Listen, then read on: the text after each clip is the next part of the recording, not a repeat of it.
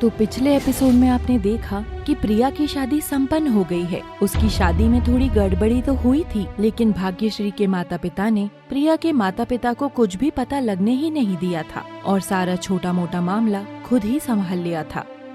प्रिया विदा होकर अपने ससुराल जा चुकी है। प्रिया की माँ अब तक रो रही थी और ये देखकर भाग्यश्री को अच्छा नहीं लगता है। तो थोड़ी देर बाद रस्म होने के बाद भाग्यश्री अपने माता पिता के साथ घर वापस आ जाती है। मम्मी, चाची और प्रिया कितना रो रही थी ना, क्या हुआ? उनको कहीं कोई दर्द हो रहा था क्या? अरे नहीं पगली, वो तो खुशी के आंसू हैं। उनकी बेटी इतने अच्छे घर में ब्याह कर गई है ना, इसलिए। अरे तू ये सब छोड़, चल खेल ले, ठीक है? अच्छा मम्मी, अकेली ही खेल लेती हूँ। तुम्हें चिंता करने की बिल्कुल भी जरूरत नहीं है बेटा, जो भी होगा सब अच्छा होगा। और वैसे भी कुछ दिन बाद प्रिया अपने घर फिर आएगी, तुम उसके साथ फिर खेल लेना, ठीक है? अच्छा, ये तो बहुत अच्छी बात है मम्मी। तो इस बात को 2 दिन बीत जाते हैं। भाग्यश्री के स्कूल में आज छुट्टी है, इसीलिए वो अपने बचपन के दोस्त किशोरी और रवि के साथ अपने आंगन में खो खो खेल रही थी। भाग्यश्री तो खेलने में मशरूफ हो रखी थी, उसे खेल में काफी मजा आ रहा था। लेकिन उसी दौरान उसकी माँ उसे बुलाने लगी। बेटा भाग्यश्री, बेटा इधर आना तो, माँ की इधर मदद करना तो रसोई घर में। भाग्यश्री का खेलने का तो मन बहुत था, लेकिन वो अपनी माँ की बात को कभी भी अनसुना नहीं करती थी। इसीलिए वो किशोरी और सभी दोस्तों को अपने अपने घर जाने के लिए बोलती है। सभी दोस्त एक दूसरे को बाय करते हैं और वहाँ से चले जाते हैं। किशोरी भी अपने घर चली जाती है। तो भाग्यश्री रसोई घर के अंदर आती है। हाँ माँ, क्या बात है, बताइए। अरे बेटा, तुम इतनी देर से खेल रही थी, इसलिए मैंने तुम्हें जानबूझकर बुलाया है। अब तुम 10 साल की हो चुकी हो, इसलिए तुम्हें अब खेल कूद के अलावा और भी चीजों को सीखना होगा, समझी बिटिया? मतलब मैं तो नहीं समझी। आज तुम्हारी छुट्टी है ना, इसलिए मैं तुम्हें आज कुछ खाना पकाना सिखाऊंगी। तुम चिंता मत करो, तुम्हें यहाँ भी बहुत मजा आने वाला है। अच्छा माँ, ठीक है। भाग्यश्री भी अब 10 साल की हो चुकी थी, इसीलिए उसके माता और पिता उसकी शादी के लिए लड़का ढूंढना शुरू कर देते हैं। उन दोनों ने तो ये भी तय कर लिया था कि अगर उन्हें कोई अच्छा लड़का मिल जाता है तो प्रिया की शादी के कुछ महीनों बाद ही वो भाग्यश्री की भी शादी करवा देंगे। यही बात थी कि भानुमति भाग्यश्री को घर के कुछ काम सिखाना शुरू कर देती है। तो उस दिन भानुमति अपनी बेटी को रोटी और चाय बनाना सिखाती है।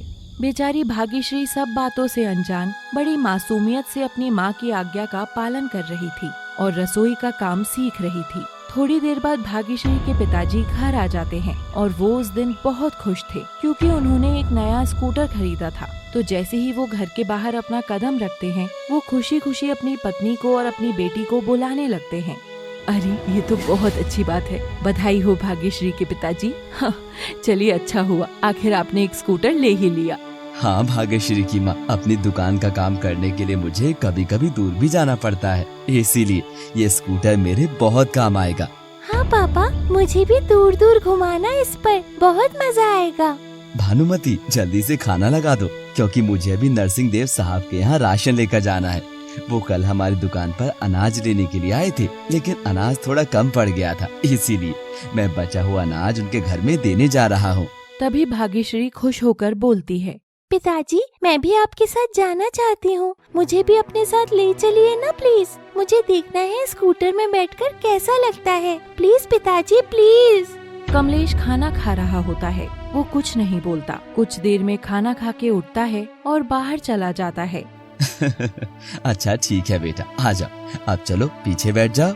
अपने पिताजी के मुंह से ये बात सुनकर भाग्यश्री बहुत खुश हो जाती है और जल्दी से स्कूटर पर पीछे बैठ जाती है। कमलेश अपनी बेटी को लेकर सबसे पहले अपनी राशन की दुकान में जाता है और स्कूटर में कुछ राशन के सामान को बांधकर नरसिंह देव साहब के घर चला जाता है। कमलेश स्कूटर चला रहा होता है तो भाग्यश्री अपने पिता से बातें करती रहती है। पिताजी, कितना मजा आ रहा है ना, मुझे तो पता ही नहीं था कि इस स्कूटर में इतना ज्यादा मजा आता है। हाँ बेटा, मजा तो बहुत आ रहा है, तुम खुश हो बेटा तो मैं भी खुश हूँ। पिता और बेटी में बेहद प्यार था, लेकिन जल्द ही भाग्यश्री के परिवार को किसी की नजर लगने वाली थी। तो ऐसे ही दोनों बातें करते करते स्कूटर से नरसिंह देव साहब की कोठी पर पहुंच जाते हैं। नरसिंह देव का घर काफी बड़ा और सुंदर था। वो कोठी लगभग 4 मंजिलों की बनी हुई थी। तो पहुंचने के बाद वो नरसिंह देव की कोठी के सामने अपना स्कूटर रोकता है। उन दोनों को वहां पर देखकर कोठी का सिक्योरिटी गार्ड वहां पर आ जाता है।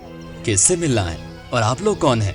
जी, हमें इस कोठी के मालिक से मिलना है। उन्होंने हमारे राशन की दुकान से कुछ अनाज लिया था, वही देने आया हूँ। मेरा नाम कमलेश है और ये मेरी बेटी भाग्यश्री है। उस समय नरसिंह देव घर पर ही था और वो छत पर घूम रहा था। तभी उसकी नजर कमलेश पर पड़ जाती है। वो जोर से सिक्योरिटी गार्ड को आवाज देता है, अरे आने दो उन्हें, वो मेरा खास आदमी है। अपने मालिक की आवाज सुनकर तुरंत वो सिक्योरिटी गार्ड उन दोनों को कोठी के अंदर जाने देता है। नरसिंह देव की नरम दिली को देखकर कमलेश काफी खुश हो जाता है। वो अंदर जाकर जल्दी से सारा राशन उनके नौकर को दे देता है। कमलेश को वहाँ पर देखकर नरसिंह देव नीचे आते हैं और उसे उसके पैसे दे देते हैं। नरसिंह देव जैसे ही नीचे आते हैं, भाग्यश्री उन्हें प्रणाम करती है। नरसिंह देव को भाग्यश्री पहली नजर में बहुत अच्छी लगती है। वो कमलेश को चाय नाश्ते के लिए पूछते हैं, लेकिन कमलेश उन्हें बोलता है कि उन्हें तकलीफ करने की कोई जरूरत नहीं। कमलेश के बहुत मना करने पर भी नरसिंह देव नहीं मानते और उसे चाय पीने के लिए मजबूर कर देते हैं। दोनों लोग बातों में मशरूफ हो जाते हैं और वहीं दूसरी ओर भाग्यश्री बोर होने लगती है, तो वो उनके बगीचे में चली जाती है। वो वहाँ पर देखती है कि एक लड़का एक कौवे को पकड़कर एक छोटे धारदार चाकू से उसका गला काटने वाला है। जैसे ही वो उसको देखती है, वो तुरंत जोर से चिल्लाती है, रुको, ऐसा मत करो। तुम इस पक्षी के साथ ऐसा क्यों कर रहे हो? रुक जाओ। तो अगले एपिसोड में हम ये जानेंगे कि वो लड़का आखिर कौन था और वो ऐसा क्यों कर रहा था। Thanks for watching.